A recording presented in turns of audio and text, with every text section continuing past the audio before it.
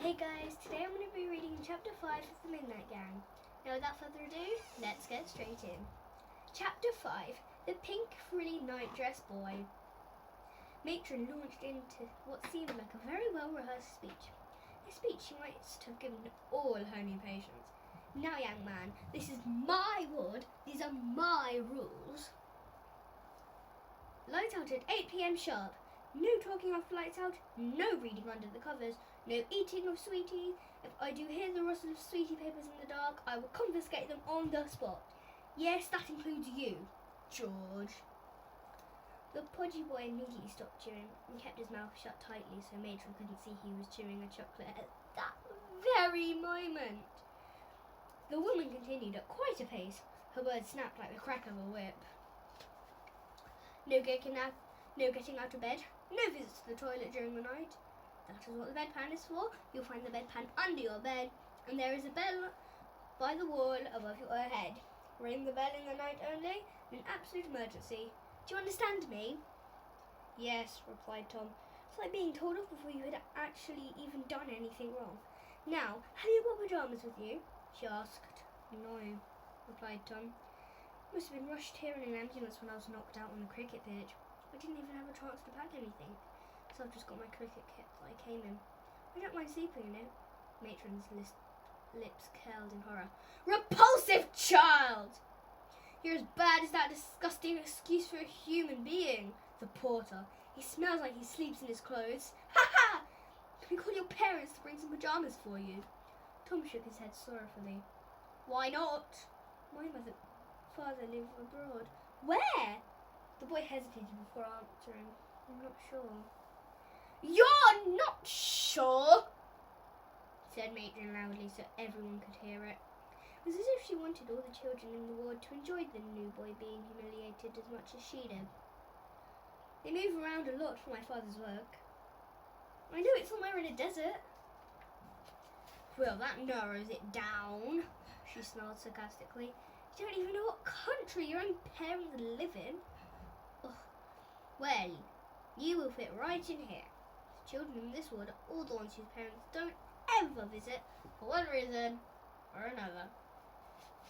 They are either too poor to travel like Amber's, or too ill like Robin's, or live too far away like Sally's. George has the best reason though. Would you care to explain why your parents never visit, George? Nah, the boy muttered in his Cockney accent. The accent struck Tom, as no one at his boarding school talked like George. The poor boy looked desperately embarrassed. Don't! George's father is in prison for robbery. No less. If anything goes missing in the ward, we'll know who to blame. Like father, like son. Ha ha! I'm a thief! Shouted George. No need to be sensitive, child. It's just my little joke. Well, it ain't funny. Ooh, she said mockingly. I've touched a nerve. Now, I have an idea for you, Tom, let me find you something to wear in my lost property box. With a glint in her eye, Matron turned on her heel and disappeared into her office. Moments later, she emerged with her hands behind her back and a suspicious grin on her face.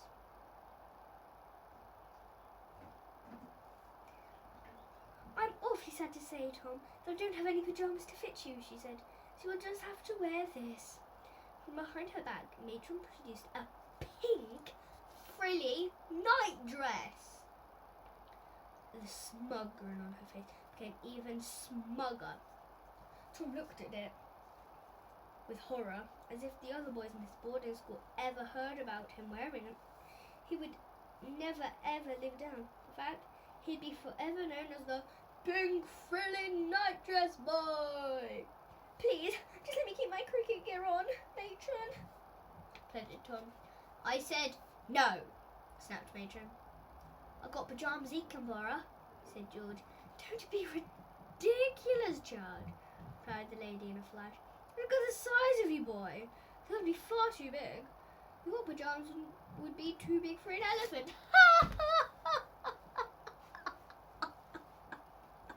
Once again, no one laughed except Matron. Now, get this on right away, or I will report you to the principal of the hospital, Sir Quentin Struthers. He would take every dim view of a boy like you, and he could have thrown you out on the streets," said the lady as she whisked the curtains round the boy's head. She stayed on the outside, leaving Tom to try and wiggle out of his clothes and into the nightdress on his own. "Quickly," ordered Matron. "I'm nearly there," called out Tom as he pulled the thing over his head. "Okay," he said, even though he felt far from okay. Matron then whisked the curtains back to reveal Tom. There stood Pink, frilly, nightdress boy, in all his pink, frilly nightdress glory. "Actually, it suits ya," said George. "I so wish I could see it," murmured Robin. "No, you don't," replied Amber. Chapter 6. Up to no good. Tom had had some humiliating things happen to him at his school over the years. There was a time when his shirt split while he was doing gymnastics. His clay spun off the wheel in pottery class and hit his art teachers on the face, sending her flying. Splat! He bent over to pick up a book from the floor in the library and blew off loudly. He left the toilet cubicle with the toilet roll trailing from behind the back of his trousers. He's in the school cafeteria. He slipped on some gravy and landed headfirst in the black man's splat. He was holding his violin the wrong way round in music class, wondering why he wasn't making a sound until he realised the strings were facing down. Some of the older boys hid his games kit, so he had to play rugby in his pants. He had to put on a tight-fitting, all-in-one bodysuit with a tail stuck to his bottom. He was meant to be a cat and had to sing and dance for producing of the musical Cats. He thought it might be a trick question when the maths teacher asked him what 2 + 2 was, so he answered 5. Can't catch me out. Chalk's dust set off a sneezing fit, and he sneezed right in his headmistress's face, covering Mrs. Thusen's snort. Splat! But now here he was, standing in the middle of a hospital ward, wearing a pink, frilly nightdress. "Fitting perfectly!" laughed Matron once again. It was only her that was laughing again. She checked her watch, which was pinned to her uniform. 1 minute past 8. Way past all your bedtimes. Right, children, lights out! Matron began to march in the direction of her office at the end of the ward. Clip, clap, clip, clap, clip, clap. As if they were all playing Grandma's footsteps. She suddenly turned around after a few paces to see if any of the children had moved. Then she did it again, and again, and again, and again. Matron gave one last swivel-eyed look before switching off the light. Click! The ward descended into the darkness. Tom hated the dark. He was relieved that some light came through the giant clock face of the Houses of Parliament. Not far away from the hospital, across the rooftops of London, people called the clock tower Big Ben, after the huge bell inside that chimed every hour. Bing, bing, bing, bing, bong. The light from the clock face glowed eerily through the tall windows. There was also a small desk lamp in the matron's office. The lady sat there behind the glass, staring out into the gloom. She was scanning the beds in the children's ward for any sign of movement. Silence. Then, out of that silence, Tom heard a sound. It was the sound of a tin opening. Then followed by the sound of paper rustling. Rustle, rustle, rustle, rustle. Not just any paper. It sounded like the crinkly silver paper the sweets are wrapped in. Then Tom heard the sound of munching. Crunch, crunch, crunch, munch, munch, crunch. Tom hadn't eaten since lunchtime, and he had barely eaten his lunch. Our school dinners were so disgusting today. It had been liver and boiled beetroot, followed by stewed rhubarb. Ugh, disgusting. Lying there on his hospital bed, Tom could feel his tummy rumbling. When he heard another sweet being unwrapped, and another, he couldn't help calling out softly in the dark. "Can I have one?" "Shush!" came a voice back. Tom was pretty for it. Tom was pretty sure it was coming from George's bed. Please, whispered Tom. I haven't eaten for ages. Shush, came another voice. Any louder and you'll get us into trouble. We only want one, said Tom. The boy must have spoken too loudly, as at that moment, click! The lights in the children's rod flickered back to life, blinking brightness. Tom could make out Matron rushing to her office. There is no talking after lights out, she shouted. Now, who's talking? All the children remained silent. You must tell me now who was talking, or you will be in deep, deep trouble. She scanned the ward for signs of anyone crackling under pressure. She looked at George, who was guilty. Was it you, George? She demanded. George shook his head. Speak up, boy. Even from across the room, Tom could tell George's mouth was full. George tried to speak, but because of the large quantity of chocolate in her mouth, he couldn't form words. Murmured. What have you got in your mouth? George shook his head and tried to say nothing, but it came out as Matron approached his bed like a crocodile stalking its prey. George, you are meant to be on strict diet after your operation. But you're scoffing chocolates again, aren't you? George shook his head. Then he whipped back his bedsheets to reveal a large tin of chocolates. The tin was huge.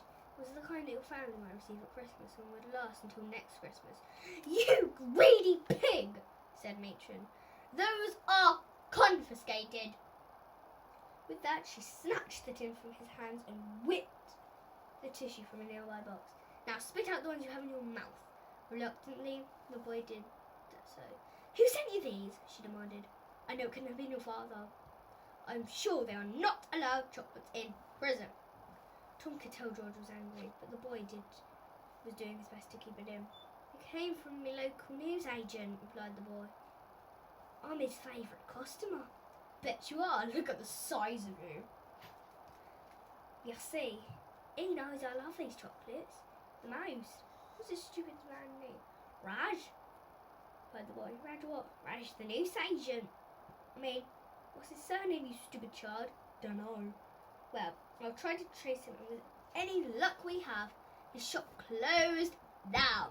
After your operation, you are forbidden from eating chocolates. Do you understand me, George? Sorry, Matron. Sorry isn't good enough. The hospital principal, Sir Quentin Struz, would have to be told about you to find doctor's orders like this, George. Yes, Matron, replied George. I will deal with you in the morning. Now go to sleep, all of you. Matron stalked back towards her office. Once again, like Grandma's footsteps, she turned around several times, checked the children were still as statues. Click! The light went off again. The matron sat in her office. After a moment, the lady did the most incredible thing. She opened the tin and started scoffing the chocolates herself. Matron seemed to like the big purple wrapped ones the best, and she made her way through them at quite a pace. She'd barely popped one in her mouth when the next one was already being unwrapped, ready for scoffing. Time passed, and the more she ate, the sleepier she became. By 9 o'clock, her eyelids were flickering. Still, she ate and ate and ate and ate. Perhaps she hoped the sugar in the chocolates would keep her awake. Strangely, they seemed to be having the opposite effect. By 10 p.m., her eyes were closing a few seconds at a time. Still, she ate and ate and ate and ate and ate. By 11 p.m., she was desperately trying to prop up her head in her hand, but it was becoming heavier and heavier and heavier. Scoffing slowed down too, and soon the chocolate mush dribbled out of her mouth and her head hit her desk with a loud thud. Through the glass, Matron could be heard snoring. The children in the ward all remained silent for a moment. Then, out of the darkness, someone whispered, "Well done, George." "I think the plan's working," he whispered back. George's Cockney accent made his voice stand out. "What plan?" asked Tom. "Shush!" came another voice. "Go to sleep, newborn. Stop poking your nose into other people's business," said a girl. "Now, let's all get ready to go at midnight." But of course Tom couldn't sleep, especially now he knew the children were up to no good. What was going to happen at midnight? We'll save that bit for the next time. Bye guys, make sure to comment, like and subscribe, and I'll see you next time. Bye!